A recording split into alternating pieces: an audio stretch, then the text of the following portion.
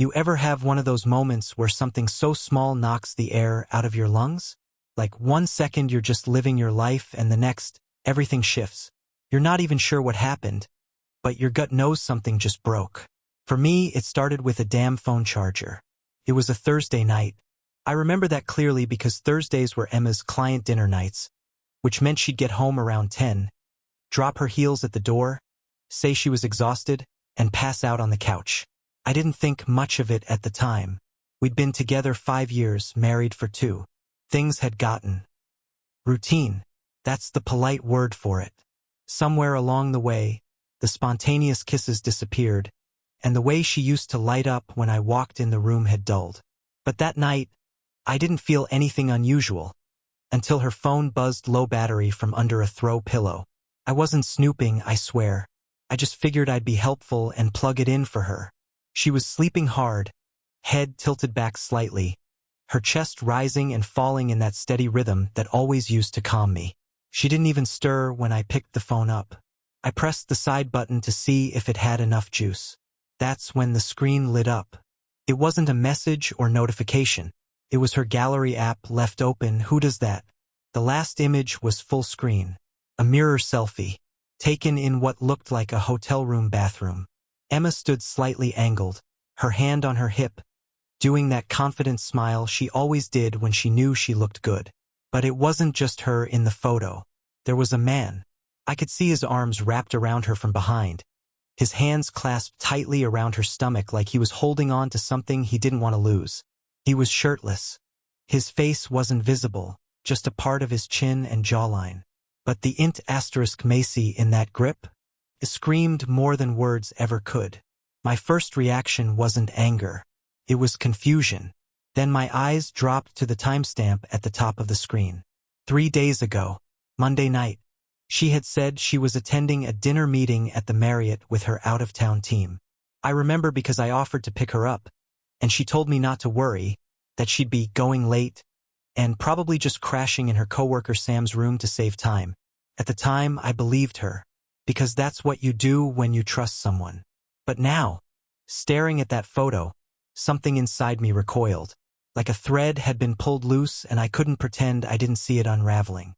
I stood there for a long minute. My hands had gone cold. The sound of the refrigerator kicking on in the kitchen suddenly felt way too loud. I looked over at Emma, sleeping so peacefully, one hand tucked under her cheek like nothing was wrong. And maybe, in her world, nothing was. I pressed the phone's side button again, letting the screen go black, and quietly slid it back onto the coffee table. I sat back down in the recliner, stared at the muted TV, and didn't sleep a second that night. My heart was too loud, my mind too busy replaying details I'd ignored. Morning came like it always does, with sunshine cutting through the blinds like it was mocking me. Emma yawned, stretched like a cat, and smiled at me. "You were up early," she said, padding barefoot into the kitchen. "Couldn't sleep." I poured her a cup of coffee, cream, no sugar, just like she liked, and handed it to her. She didn't notice my hands were shaking. "There was a weird photo on your phone last night," I said, trying to sound casual.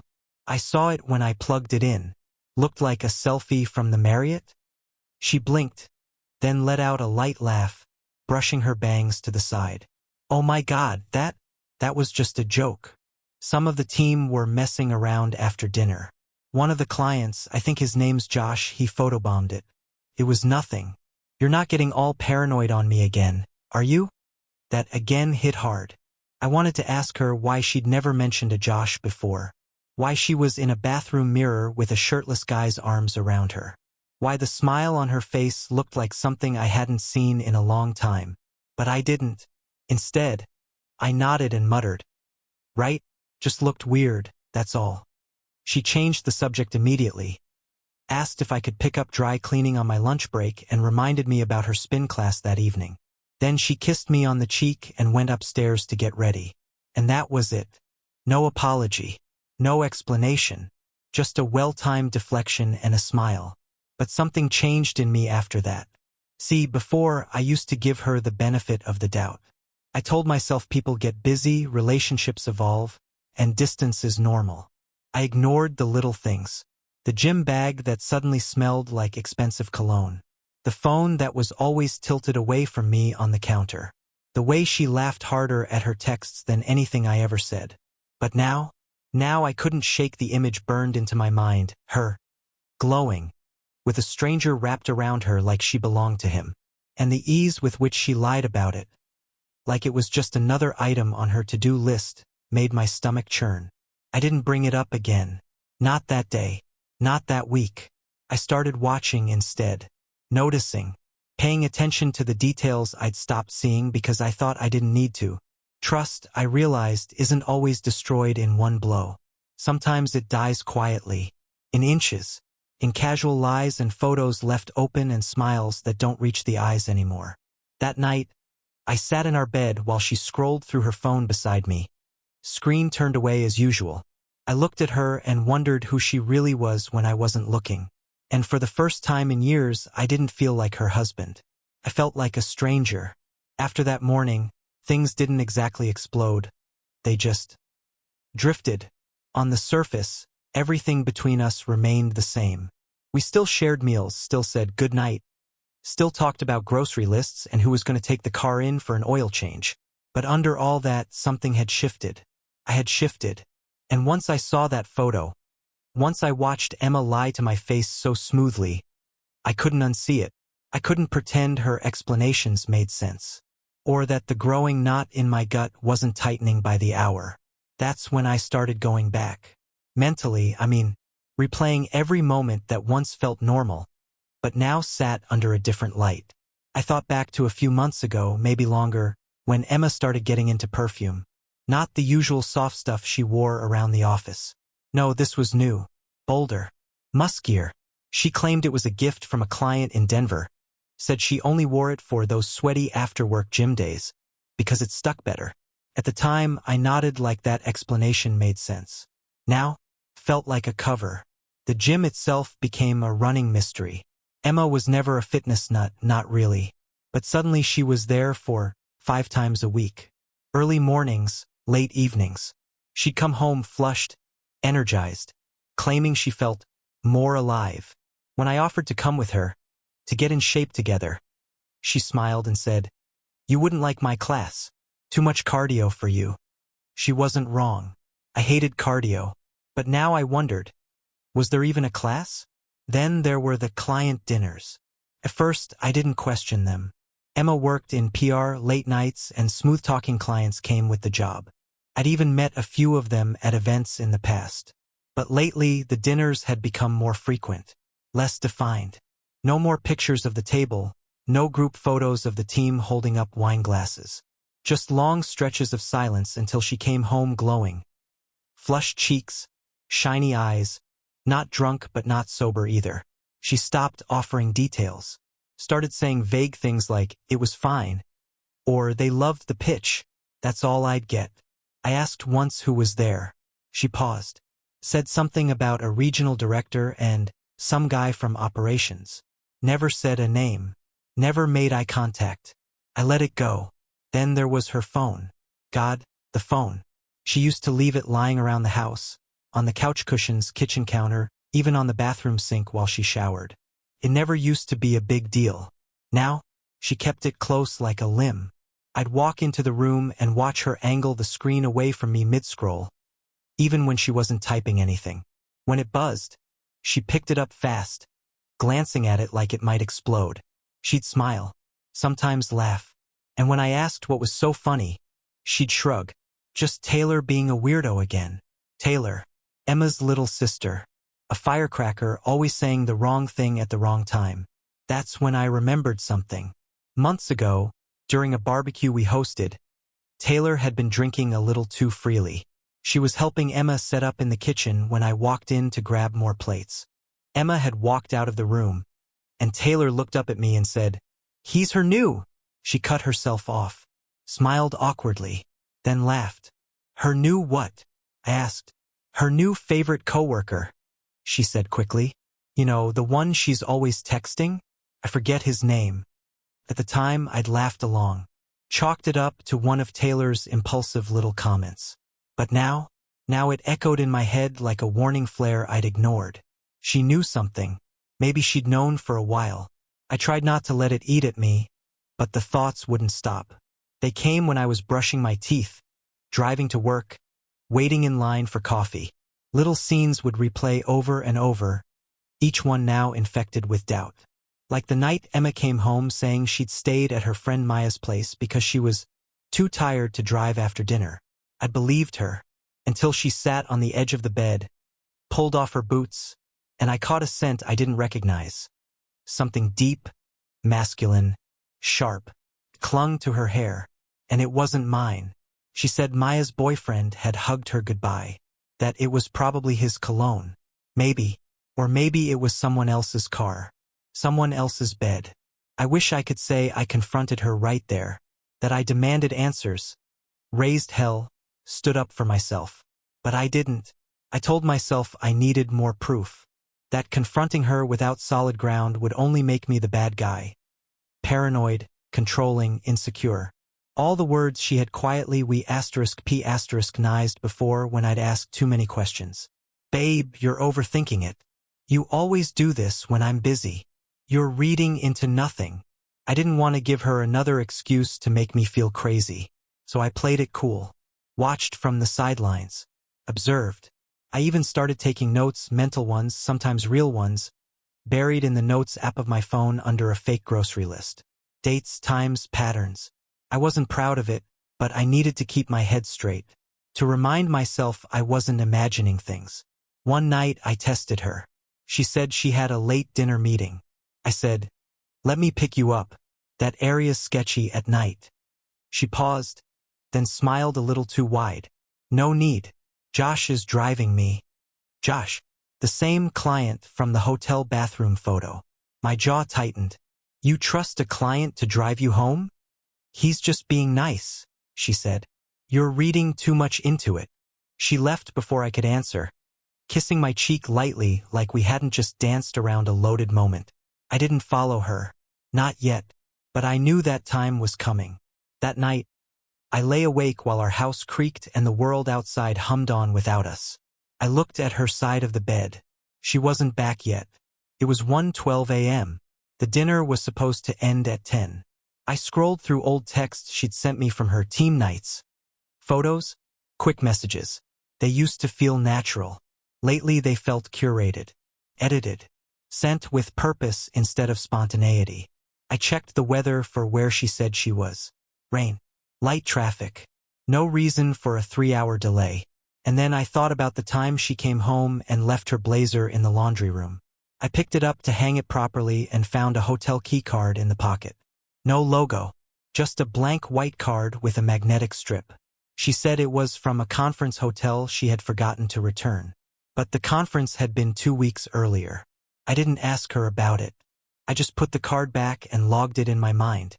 By then, I wasn't even angry. I was tired. Hollow. Like I'd been living with a ghost who still laughed at my jokes and shared my bed but had long since stopped being mine. I started seeing pieces of her that didn't belong to me anymore. And once I saw them, I couldn't unsee them. I used to think people who checked their partner's location or read their messages were insecure. Controlling, even. That was before I found myself Googling discrete phone tracking apps at 1:43 in the morning while Emma slept upstairs. Her phone on the nightstand, face down like always. I didn't want to be this guy. But I also didn't want to be the idiot sitting in the middle of a collapsing marriage, pretending everything was fine while the roof fell in. So yeah, I did it. I downloaded the app, installed it silently, and linked it to my phone. Took less than 10 minutes. I hated myself the entire time, but I hated not knowing even more. The next few days I watched her patterns. Most of the time it was exactly what she told me: gym, work, the occasional coffee shop near her office. But then Friday came. That morning, she floated into the kitchen in her usual breezy way, wearing that soft pink blouse she always saved for special occasions. Makeup done with extra care. I noticed she had even curled her hair, something she rarely did unless there was a camera involved. "Big day?" I asked, leaning on the counter. She nodded, sipping her coffee. "Team dinner tonight. Celebrating the project launch." "With who?" She gave a rehearsed shrug. "The usual suspects. Josh, Brittany, some folks from corporate are in town too. There it was again. Josh. I kept my expression neutral and nodded like I always did. Late night? I asked casually. Could be, she said. We're going out near Lakewood, kind of far from downtown, so I'll probably Uber back. I didn't respond, just smiled, and told her to have a good time. What I didn't tell her was that I'd already blocked off my entire evening, that I'd taken half a day off work, that my phone would be tracking hers the entire time. When she left that evening, wrapped in a sleek black coat and heels I hadn't seen in over a year, I waited exactly 10 minutes before grabbing my keys and heading out. The tracker showed her en route toward the lake, just like she'd said. But she didn't stop at a restaurant. No valet, no busy street. Instead, her signal blinked steady in a quiet residential neighborhood on the north side, lined with modest homes and overgrown hedges. I drove slowly, headlights off as I reached the street. Then I saw it, her car, parked along the curb, right outside a two-story beige house with a rusted mailbox and one porch light glowing dimly. I parked a few spots down, far enough not to be noticed. It was a quiet street, no kids playing outside, no music blaring from nearby windows, just stillness. I waited. 10 minutes passed, then 20. Then I saw it, a flicker of movement behind the second-floor window. Curtains gently shifting from the inside. Two silhouettes. One of them stepped forward, taller, broad-shouldered. The other followed. Emma. I knew her shape, her posture, the way she touched her hair when she was nervous. She was standing close to him. Their outlines merged as they leaned toward each other. I couldn't see their faces, but I didn't need to. They weren't hugging. They weren't talking. They were kissing. I sat there, frozen. The heat inside the car turned off hours ago, but I didn't notice the cold. All I could feel was this weight pressing against my chest, like gravity had doubled, like someone had reached into my stomach and squeezed everything into a hard knot. I wanted to get out. I wanted to run up the steps and pound on the door, scream her name, ask her how she could look me in the eye every day while living this double life. But I didn't. Instead, I lifted my phone and took a photo of the house. Then I zoomed in on the window and snapped one more. It wasn't sharp, just two blurry shapes in warm light. But it was enough. More than enough. I stayed parked a while longer, just watching. At some point, the light in the window went dark, and I knew what that meant. I didn't cry. I didn't break down. But something inside me felt like it unstitched quietly, like a seam that had been holding me together finally gave out. Eventually, I started the engine and drove home. I didn't go to our bedroom. I went to the workshop in the garage, the one place in the house that was still mine. I locked the door, turned on the old space heater, and sat on the floor next to my toolbox for hours, just listening to the soft hum of machines and the occasional gust of wind tapping the garage door. I didn't sleep that night. Not really. By morning, I knew what I had to do. I went upstairs, showered, changed, and packed a duffel bag. Just the essentials. Some clothes, my tools, my old laptop, and a box of keepsakes I couldn't bear to leave behind. The wedding photo wasn't one of them. Emma came home mid-morning, still wearing the black coat, sunglasses perched on her head. She looked surprised to see me up so early. "Hey," she said, setting her keys down. "You're up." I didn't answer. She walked into the kitchen, yawning. "You won't believe how late it got last night. We didn't even end up at the original place. Total change of plans." I nodded slightly, watching her move around the kitchen like everything was fine, like we weren't living in two entirely different realities. She paused. "You okay? You're acting kind of weird." "I'm going away for a while," I said. That got her attention. She turned around, furrowing her brow. "What? Why? What happened?" I pulled a folded piece of paper from my jacket and placed it on the counter. "What's that?" "A note," I said. I didn't want to argue. She stepped closer, picking it up slowly. Her hands trembled slightly as she unfolded it.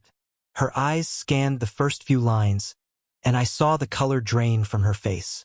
"You followed me?" I didn't say anything. She looked up, jaw clenched. "You seriously tracked my phone?" "That's... God," Ryan, that's invasive. I watched you lie to me, I said calmly. For months. That's what's invasive. She opened her mouth to respond, but no words came out. Just this look.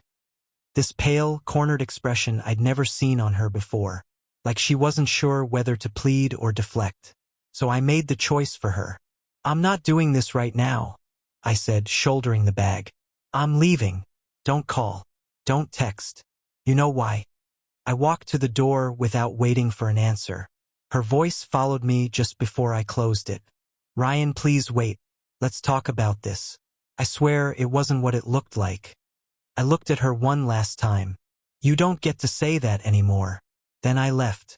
I didn't go far at first, just drove aimlessly, letting the cold air whip through the cracked window as I tried to breathe again. By that evening, I checked into a cheap roadside motel a few towns over. Nothing fancy, just a bed, a lamp, and a silence I could finally sit inside without pretending. I laid on the stiff mattress that night, staring at the ceiling fan spin, and realized something I hadn't let myself think until then. It wasn't just about the affair. It was about everything before it. The lies, the gaslighting, the way she made me question myself. This wasn't the result of a mistake. It was the result of a series of choices. Hers and mine, because I'd chosen not to see it. Until now. I wish I could say leaving felt like a clean break. Didn't. There's no switch you flip that instantly turns off years of love, or what you thought was love. Even when you walk away with facts, evidence, and the clarity of betrayal burning a hole in your chest, your heart still stutters when their name shows up on your phone. Your mind still replays the softest memories as if they weren't soaked in lies. The first few days after I left, Emma went silent. Not a call. Not a text. Nothing. I thought maybe she was giving me space, maybe even felt guilty. But by day 4, it all flipped. The first message came in the middle of the night, 2 words. Please talk. Then, like a flood, came the calls. Then the longer texts, paragraphs of half-explanations, emotional pleas, moments of anger tucked between apologies. She accused me of violating her privacy, of running away, instead of being a man and working through it. She said it was just one night, just one mistake. She begged for therapy, for forgiveness, for time. But never once did she say his name. Not once. That told me everything I needed to know. I didn't respond. Not at first. I turned my phone off for 2 straight days just to breathe. When I finally powered it back on, I saw a message I hadn't expected. It wasn't from Emma. It was from Taylor, her younger sister. We hadn't spoken in months. Not really. Just polite hellos at holidays and the occasional birthday text. But this message was different. Hey Ryan, I heard what happened. I'm sorry. I know this is messy, but can we talk? I stared at it for a while, then typed one word. Sure. We met the next day at a little coffee shop off I-5. She was already there when I arrived, sitting alone at a window booth, nervously twisting her hair. She looked up and gave a small, hesitant smile. Hey, she said. Hey, I replied, sliding into the seat across from her. Neither of us spoke for a long beat. Then she exhaled and said, I'm not surprised. That caught me off guard. About what? She looked down into her coffee. Emma, the cheating, the lying, all of it. I didn't say anything. Taylor continued, more softly now. You're not the first person she's done this to. Not even close. The words hit harder than I expected. What do you mean? She glanced around the cafe, then leaned in slightly. You remember Nathan? My ex-husband? I nodded slowly. Yeah. You guys split right after your wedding. It was sudden. Taylor gave a dry laugh. Sudden to you, maybe, but not to me. She took a breath and met my eyes. Emma slept with him. Felt like the air got pulled out of the room. What? She denied it, of course. Said I was being paranoid. Said I was insecure, that I was projecting. But I found texts, photos. It was real. And by the time I pieced it all together, Nathan was already gone. I stared at her, stunned. I thought I was crazy for years. She went on, voice tight. I didn't have the courage to confront her directly. Our parents took her side. Everyone thought I was unstable, emotional. So I just moved away, started over. And you never told anyone? Who was going to believe me? She said with a bitter shrug. Emma was always the perfect daughter, the driven one, the charismatic one. I sat back in the booth, trying to absorb what she was saying. That photo in the mirror wasn't just a mistake. That night in the house wasn't just a lapse in judgment. This was a pattern, a history. She's been doing this for years, I murmured. Taylor nodded. She destroys people, quietly, like it's nothing. I didn't ask her why she was telling me this. I already knew. She wasn't doing it to hurt Emma. She was doing it because someone finally asked what had happened to her, and believed the answer. She's spinning the narrative now, Taylor said. Playing victim, saying you overreacted, that you were distant. I nodded slowly. That tracks. You're not crazy, Ryan, she said. She is very good at making people doubt what they know. I sat in silence, staring out the window. Can I ask you something? Taylor said after a minute. Sure. Are you done with her? For real? I didn't even blink. Yeah, I'm done. She studied me carefully, then reached into her purse and pulled out a thick, cream-colored envelope. What's this? It's an invitation, she said, to her corporate event next Friday. Promotion party. Big deal, apparently. Held downtown. Lots of media. Her whole department's going to be there. And Taylor gave me a small, unreadable smile. You should come. I raised an eyebrow. Why would I want to go to that? She shrugged. I'm going. And I'm not the same little sister she used to bully into silence. A pause. Then she added, you don't have to do anything. You just have to show up and watch. I looked at the envelope, then back at her. I'm not looking for revenge. Taylor tilted her head. Who said anything about revenge? Sometimes truth needs a microphone. She slid the envelope across the table. I didn't take it right away, but I didn't push it back either. When we left the cafe, Taylor hugged me. Not tightly, just enough to say, I see you, I believe you, and you're not alone in this. Back at the motel, I sat on the edge of the bed and opened the envelope. Inside was a formal printed card. Harper and Thorne Communications cordially invites you to celebrate the promotion of Emma L. Thomas. Friday, 6:30 p.m. The Alabaster Grand Hotel, downtown Seattle.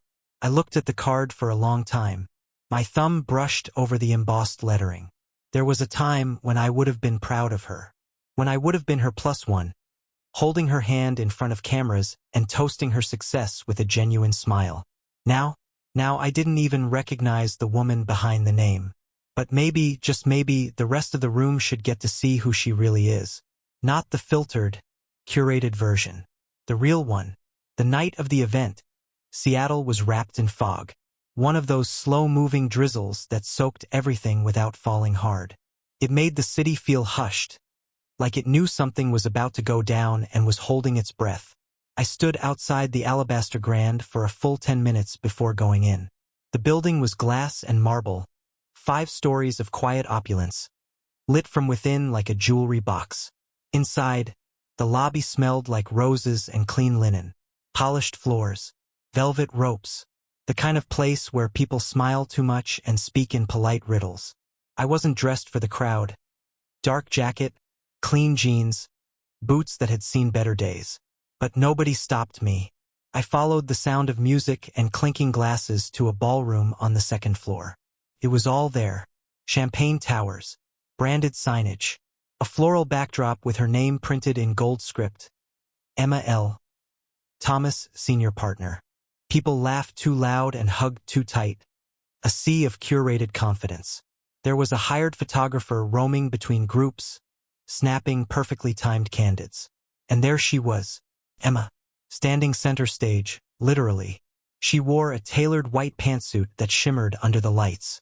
The crowd parted around her, like she was a lighthouse and everyone else was drifting in her glow. She held a glass of champagne like it belonged to her hand. She smiled like the world had forgotten, like nothing had happened. She didn't see me. Not yet. I stayed near the back of the room, under the glow of a decorative chandelier, just watching. She was thanking someone, laughing too loudly at a joke. Her eyes scanned the crowd often, probably looking for potential allies or people important enough to be seen talking to. And then Taylor walked in. She didn't slip in quietly. She walked with purpose, like she owned the floor. People turned. Emma turned. For a second, just a blink, Emma's expression cracked. A flicker of something flashed in her eyes. Not fear. Not anger. Recognition. Like a ghost from the attic had walked into the room. Taylor looked stunning. Elegant black dress. No jewelry. Just a single small envelope in her hand and the kind of calm that made people nervous. She didn't rush. Didn't wave. Just stepped up toward the edge of the platform. Where Emma stood beside a mic, Emma blinked fast and said something to a coworker. Too quiet for me to hear. But her body had gone stiff. One foot slightly behind the other. The crowd quieted a little, sensing the change in the air. Taylor stepped up to the stage and asked for the microphone. She didn't shout. She didn't cry. She didn't make a scene. She just spoke. "Hi," she said, her voice steady, carrying clear across the room. "My name is Taylor. I'm Emma's sister." People turned. A few exchanged looks. Emma stayed frozen in place, her smile stiff and half-formed. "I wasn't invited tonight," Taylor continued. "But I came anyway, not to ruin anything, just to tell the truth." She paused. Let the silence stretch. "There's something Emma's very good at," she said. "Something she's been doing since we were kids. She finds ways to break people. Quietly, carefully, always just enough to make sure they don't fight back." Someone in the audience let out a soft, "What the hell?" Taylor didn't flinch. "She did it to me. She did it to her friends. And now she's done it to her husband." Now there were real murmurs. Eyes flicked toward Emma. "I know some of you don't want to hear this," Taylor said. "I get it. It's uncomfortable. But I've spent years watching my sister rewrite reality. And I'm not doing it anymore." She unfolded the envelope in her hand and held up a photo. From where I stood, I couldn't see the image, but I knew what it was. One of the photos I had taken. The house, the window, the shadowed silhouettes leaning into each other. Taylor held it in the air like a receipt. "She lied to him," Taylor said. "She manipulated him, gaslit him. And when he finally saw the truth, she called him paranoid." Emma's face had gone pale. She stepped forward, half reaching for the mic. "Okay, that's enough," she said, forcing a laugh. Taylor's clearly had too much, but Taylor didn't stop. She betrayed the one person who stood by her when our entire family wanted nothing to do with her. And now she wants to play the role of the powerful, untouchable professional woman. But the thing is, power doesn't come from pretending to be perfect. The room had gone dead silent. "No one here knows what she's done," Taylor said. "But I do. And now so do you." She stepped back. Quiet. Calm. No mic drop. No storming off. She just handed the envelope to a woman in the front row, turned, and walked out of the room with her head held high. Emma stood frozen at the front of the stage. No one clapped. No one moved. Even the music stopped. That's the part I'll never forget. Not the reveal, not the photo, but the moment afterward. The vacuum of silence. The way attention drained from Emma's body like light pulled from a dying star. She tried to speak again. Something about privacy. About a misunderstanding. But her voice cracked. Someone coughed. Someone else whispered. Then another voice. Not loud. Just clear enough.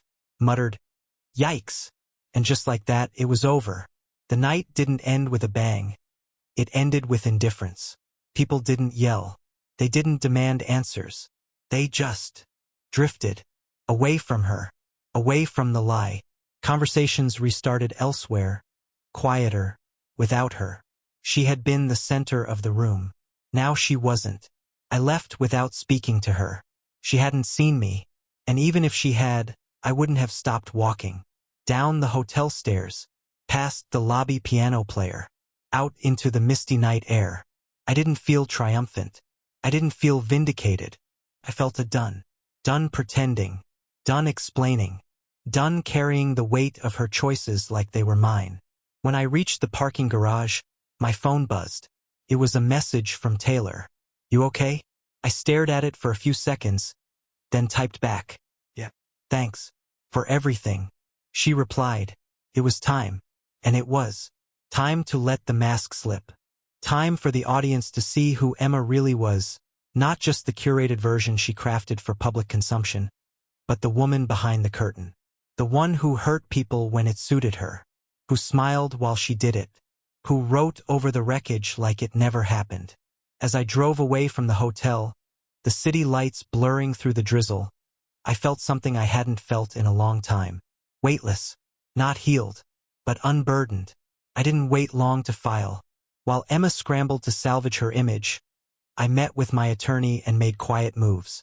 Before she even realized what was happening, our shared assets, house, savings, even parts of the business, were secured in a trust under Taylor's name. All legal, all signed. Emma had agreed to half of it before, thinking I was just reorganizing things. In court, when the papers hit the table, her face told the whole story. She protested, claimed manipulation. But the documents were clear. She had signed every page. Taylor didn't say a word, but she sat beside me, calm, unreadable. Emma's name vanished from every title, every account, every claim. This time I didn't yell. I didn't gloat. I just stood, nodded to the judge, and walked out. Emma stayed behind, crumbling in her white blazer, her voice echoing in a courtroom no longer listening. Emma kept her title at work, but the aura was gone. Her presence in meetings was tolerated, not welcomed. People stopped asking her opinion. She wasn't introduced at conferences. Her name no longer carried weight. I moved to Texas, opened a new shop, and didn't look back. One day I saw a photo online, Taylor and me at a local fundraiser. We were smiling, light again. Emma saw it too. I know she did. And for the first time it hit her. She hadn't just lost a marriage. She'd lost the last person who saw her for who she was, and loved her anyway. Now all that's left is a mirror that won't look back.